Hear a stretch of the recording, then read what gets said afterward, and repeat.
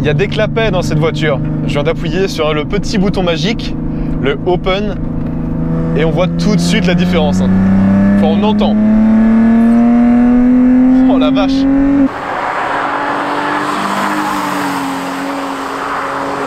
Donc là, c'est très présent. Par contre, on profite pleinement.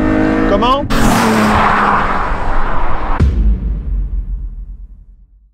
Pendant quelques décennies, l'appellation mythique GTA, qui avait tant participé à la renommée de la marque à 4 feuilles, avait complètement disparu. Mais en 2002, Alfa Romeo a décidé de renouer avec son passé sportif en nous proposant l'Alfa 156 GTA. Un an après sortait cet engin incroyable. J'ai le bonheur de vous présenter l'Alfa 147 GTA. Moi c'est Pierre, bonjour à tous et bienvenue sur As Ouest.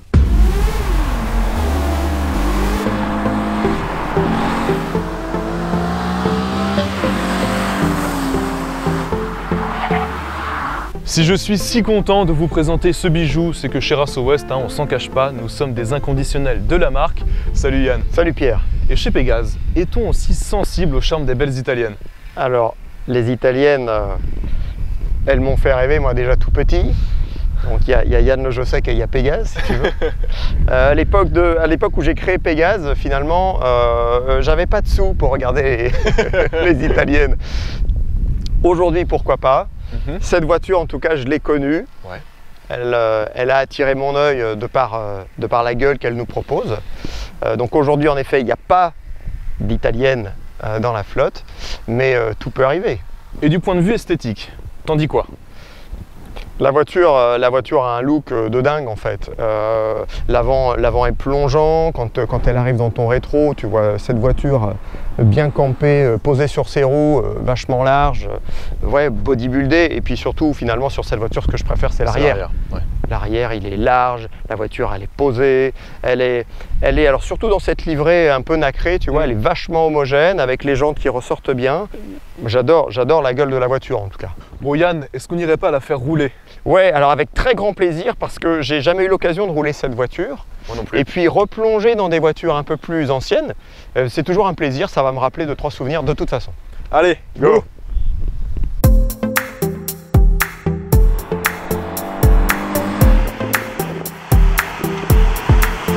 Mais avant de commencer l'essai, parlons du moteur. Le V6 Ares Alfa Romeo, du nom de l'usine où il fut produit entre 1986 et 2005, fut également surnommé Busso en hommage à Giuseppe Busso, motoriste emblématique de la marque.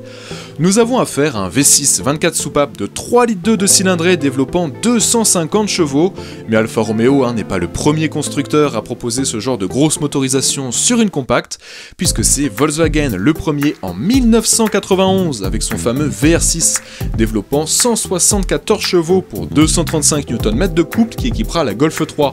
Avec la Golf 4 R32, la puissance fera un bond en avant à 241 chevaux mais surtout 320 Nm de couple.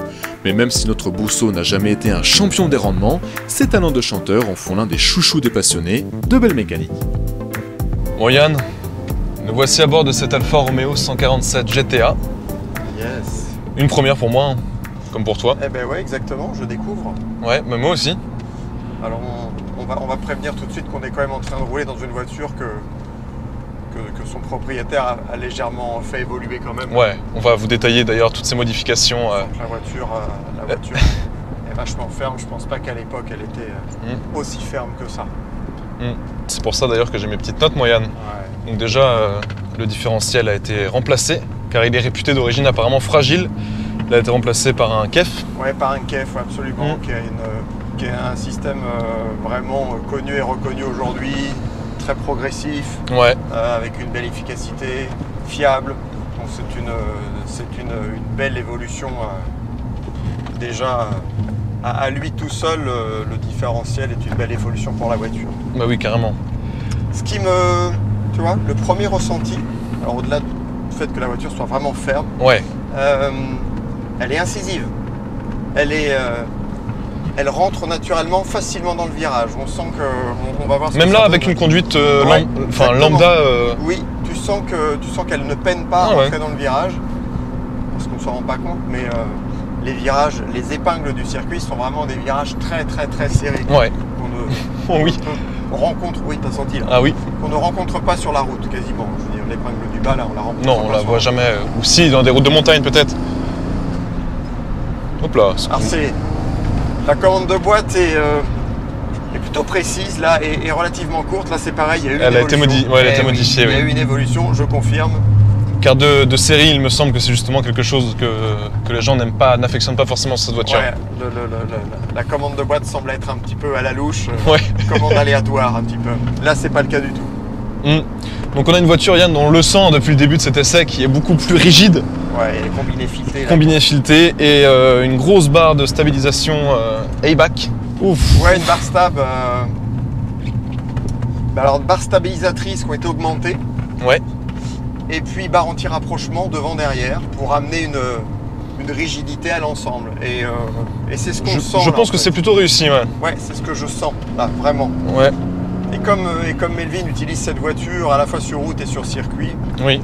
il a en plus Oui, c'est sa voiture du quotidien. hein. ouais, des combinés réglables. Donc il a 16 réglages possibles. Ouais. On est sur la version race là. Hein. Ah oui, je pense Ah ouais, bien tu sens qu'elle est bien. très très ferme, ouais. J'ai rarement vu une voiture aussi ferme d'ailleurs. Oui, elle saute par terre. Ouais. On est équipé là, c'est pareil, avec des Michelin Des PS4, ouais. PS4 Ouais. qui sont un excellent compromis route ou circuit mouillé. Et ils sont montés sur des jantes de 18. Jantes de 18 qui était a priori une option Ouais. à la fin de la vie de cette voiture. Oui. Elle était initialement, moi je m'en souviens très bien, j'adorais Avec ces ces jantes-là, magnifiques jantes, ouais. les jantes téléphone là, Ouais. qui elle était en 17. Oui, Était en 17 pouces. c'est ça. Bon, et si nous mettions un petit peu de rythme? Bah écoute, ouais. Moi, je vais continuer à parler des modifications effectuées parce que la liste, mine de rien, est quand même assez longue. Hein. Voilà, je vois que le moteur est en température. Ouais. Le son du V6, il est top. Ouais. Alors on a des disques.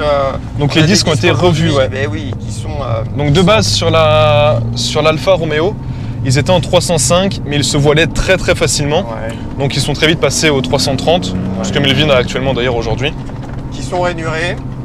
Ouais. Ont déjà fait quelques track day, puisque dès que je mets le pied sur le frein, vous les entendrez aussi très bien, on les entend un peu gronder là. On vous l'a dit, cet Alpha nous a été prêté par Melvin alias Bousso BZH, l'un de nos abonnés, véritable bible de la 147 GTA. Il a voulu lui-même modifier et améliorer les performances de son auto, différentiel KF, barre stabilisatrice ABAC, amortisseur réglable B16, tirant arrière réglable. Le diamètre des disques de frein fait désormais 330 mm, il y a ajouté des plaquettes Carbon Lorraine, des durites Avia et RBF 600. Pour finir, une partie des cylinder blocks sont en polyuréthane. Niveau échappement, les pré-catalyseurs sur les collecteurs sont supprimés et les front pipes sont des equal length. Le moteur n'est pas en reste car il travaille actuellement sur un plénum d'admission en carbone plus grand car celui d'origine était restreint volontairement pour passer les normes pollution de l'époque. Pour info, la voiture est de 2004 et à 52 000 km et vous l'avez compris, hein, cette 147 GTA est pour lui l'aboutissement de ce qu'il a toujours rêvé. En plus, dans cette couleur tant recherchée, le Bianco nous voilà.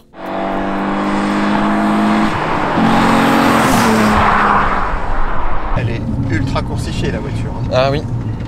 Donc Melvin n'a pas rigolé, non? Non, il a pas rigolé.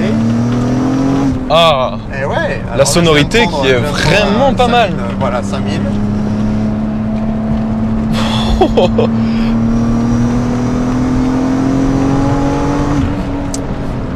On a un freinage assez dur, une pelle de frein Ouais.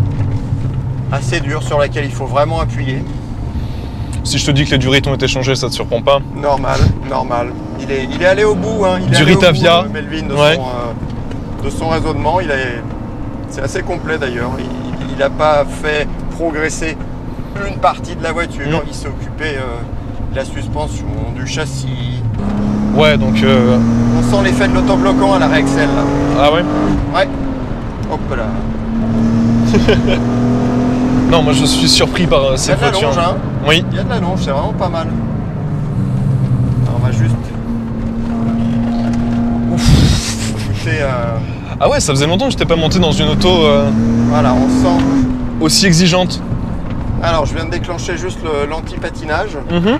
On a le petit bouton à l'époque ASR off là. Ouais. Je vais juste actionner. Le SP n'est pas déconnectable sur la voiture. Ah oui. Donc là, je pense pas qu'on prenne beaucoup en défaut le châssis de l'auto avec toutes les évolutions qui ont été faites. ouais. Ça m'étonnerait effectivement.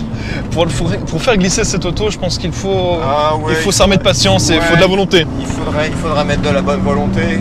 Beaucoup de vitesse. Donc là, voilà, tu vois, on a une auto vraiment, on a une auto très rigoureuse. Ouais, alors, en revanche, il faut noter l'absence de maintien au niveau du siège. Ouais, bah oui. Ils étaient réputés pour ça. Hein. Ce sont des grands baquets, Ouais, finalement des grands maintiens, mais vachement évasés. Et c'est surtout au niveau des côtes, et moi j'aimerais bien être un peu maintenu au niveau des épaules. On sait où tout ça nous mène, cher Pierre. Oui. T'as la gerbe? Bah sors mon gamin. Il fait chaud. Voilà, exactement. Oh là là. Plus qu'à s'envoyer un gros freinage dans le bout et on va te perdre. Non, jusqu'à présent tout va bien. Donc la sonorité qui est vraiment présente. Ouais, ouais, c'est sympa là. Hein. Parce que là... Ouais.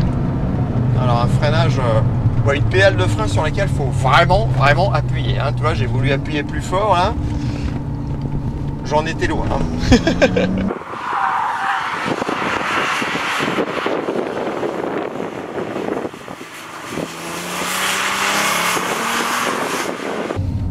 Quelque chose qui m'a surpris quand je suis monté dedans tout à l'heure. Regarde la vitesse maximale annoncée au compteur. Ouais, 300, c'est généreux, non? Ouais, c'est un peu généreux, je pense, mais ça veut tout de suite dire qu'on est dans une voiture aussi typée sport, quoi. Ouais. Alors peut-être que dans la gamme, il y avait... ça ressemble un peu quand même, ça ressemble un petit peu au compteur qu'on avait dans les Ferrari. C'est vrai. C'est vrai, moi ça me fait penser au compteur de Ferrari. Ouais, je me souviens de la 355, on avait un compteur qui ressemblait un petit peu à ça. Ouais. En tout cas, cette voiture est vraiment armée pour le circuit. Elle est très à l'aise, elle est très directionnelle. Tu vois, je vais rentrer ici dans la courbe.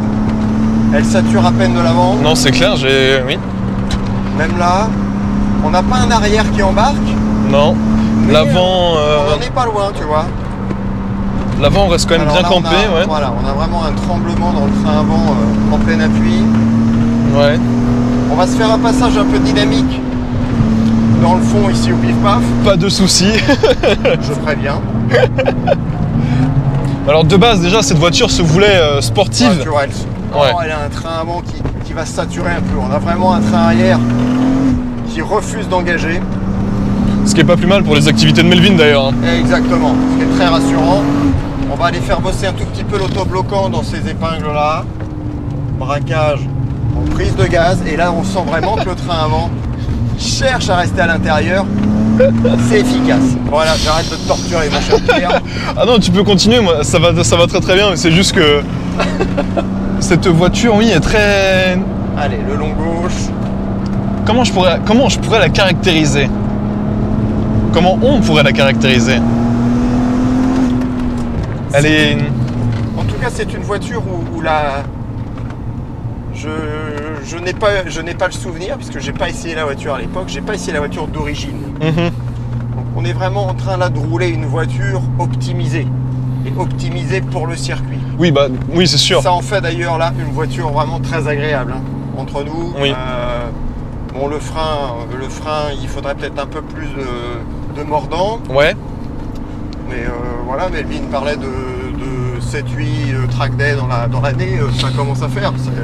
C'est bien, c'est même très bien. Au niveau des consommables, oui, j'imagine bien que ça y va.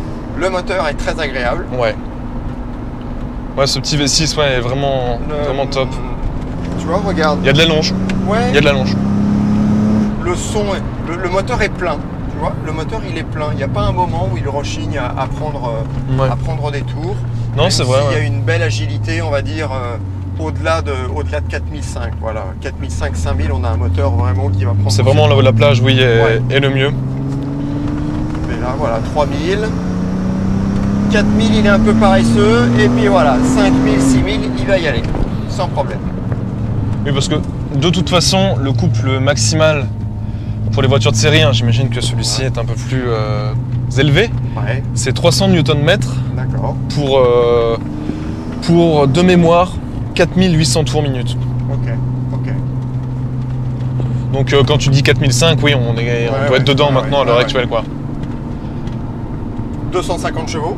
D'origine, mais Melvin dit qu'on devrait plus tabler sur 260. Ok, bon, bah écoute, la voiture que nous sommes en train de rouler avec les évolutions qu'elle a aujourd'hui, elle est très homogène. Ouais. Et elle est même performante sur un circuit, tu vois. Carrément même. On est quand même en train de rouler dans une voiture de 2005. Oui, il faut le rappeler, oui, c'est une voiture qui a 15 ans.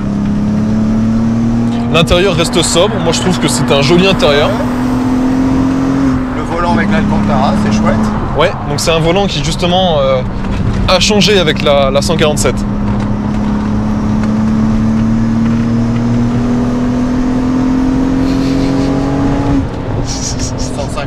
160. Ouais.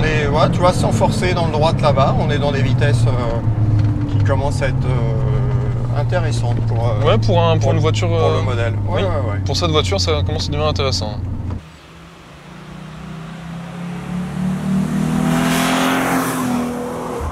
Et ça nous amène justement sur l'Insta de Melvin, Boutso BZH. N'hésitez pas à le follow, ça nous ferait très plaisir et ça lui ferait également très plaisir. Car il a la gentillesse de nous présenter sa voiture et de nous la prêter. Ouais, nous l'a prêté, et puis avec une grande passion. Oui. C'est un autodidacte. Il a tout fait lui-même sur cette voiture. Il a tout fait lui-même, et je respecte beaucoup les gens comme lui qui à un moment se disent « Ok, je sais pas faire, je vais apprendre à faire, je vais faire et je vais bien le faire ». C'est ça. C'est en l'occurrence ce qu'il a fait. Il est quand même allé tout seul monter son autobloquant. Ouais. Il n'est pas d'ailleurs mécanicien sur le papier, et donc respect à lui. Bah oui, carrément. Et j'imagine que Melvin prend énormément de plaisir en track day. Parce que même l'ambiance de l'auto, si tu veux, le son, il est vraiment sympa. C'est des voitures que je regardais dans les magazines, mais c'était juste, enfin tu vois, c'était pas touchable à l'époque pour moi. Puis moi, quand je vois cette voiture et surtout son arrière, je me fais waouh, c'était magnifique et ça l'est toujours. La voiture avec quelques références quand même. Les étriers Brembo 4 pistons à l'époque, c'était du lourd, enfin, c'était de la grosse artillerie pour le freinage. Hein. Ouais, alors que maintenant c'est devenu quasiment aujourd'hui, habituel pour les voitures à caractère sportif, quoi. Exactement. Toujours remettre dans le contexte. Exactement. Puis cette livrée avec le cuir, moi je trouve ça vraiment sympa. On reconnaît vraiment les intérieurs italiens. Là. Ouais. Ah.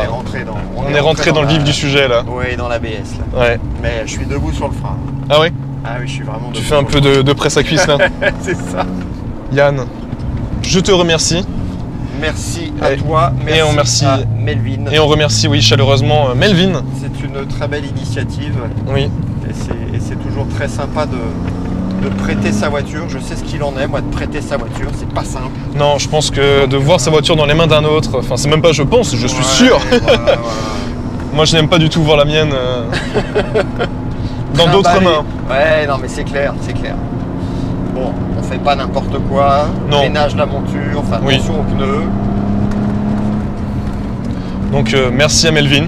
Ouais, merci Melvin. C'est la fin de cette vidéo, en tout cas. On est d'accord, c'est la fin, Yann. C'est la fin, on a fait le tour. Vous savez ce qu'il vous reste à faire. N'oubliez pas d'activer la cloche de notification, de vous abonner, de nous suivre sur nos différents réseaux sociaux, Facebook, Instagram et Snapchat. Et nous, on vous dit à très très vite sur Asso West. Ciao. Oh, cette petite bosse dans le long gauche, elle est fatale. Ouais. Allez, 5000. 5000. 5004, 5006, 6000. Allez, sur les freins. Non, c'est bien. Tu vois, on s'est envoyé déjà quelques freinages. Ouais, c'est pas mal. J'ai toujours un très bon ressenti à la pédale de frein. On va pas continuer parce que je sais que les freinages, c'est pas ton kiff. Ouais, puis on sait jamais, peut-être que les 330 mm ne suffisent toujours pas, ça peut voiler les disques. Non, justement, on est parfait. Non, je pense que oui, le freinage est au top. Allez, rentrons. Oh, on n'a pas fait ça. Je peux? Ouais. Oula. On avait oublié de vous parler, il y a des clapets dans cette voiture. Je viens d'appuyer sur le petit bouton magique, le Open, et on voit tout de suite la différence. Enfin, on entend. la vache. Je comprends pourquoi on a fait l'essai enfermé. Donc là c'est très présent. Par contre, on profite pleinement. Comment? Ah ouais. Cesse de jouer. I walk alone in this fight. I do this for my people, tryna make us all unite. And if you want war, I got utility and nights. Scared of nobody, my only fear is Christ. With him I can turn all dirt into rice. With him I can turn all dark into light. My city is infected like a bad dog bite.